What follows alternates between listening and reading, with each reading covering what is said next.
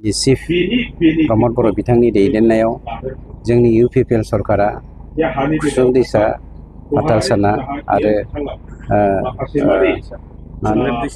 खुंग्रेब दैसा बे मोनथाम गामियाव गासै 117 न'खरनो जोङो दिनै हानि फोरमान बिलाइखौ रानना होनो हाफैदों।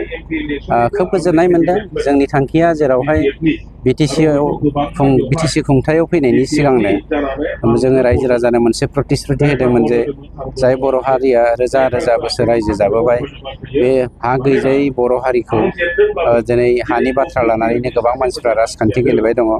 जोङो हानि जेंनाखौनो गासैखौबो फोजोबनानै जोंनि बर'नि गाहाय जेंनाखौ फोजोबनो होननानै जोङो समायखिरा लाखादोंमोन आरो बेफोरबायदिनो सरकाराव फैनाय लोगो लोगोनो जों खामानिखौ मावबाय।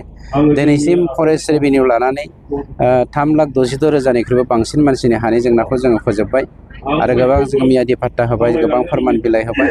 गतिके जि खामानिनि थाखाय जोङो बर'आ अस्त्र हमबोदोंमोन, जि खामानिनि थाखाय जोङो बर'आ रेल लामा, राजा लामा गाथेदोंमोन, बेफोरबायदि मोजां खामानिखौ मावनो मोननानै सरकाराव थानानै जोङो जा दायित्वखौ मावनो मोनदों बेखौ मावनो मोननानै खोब गोजोननाय मोनदों।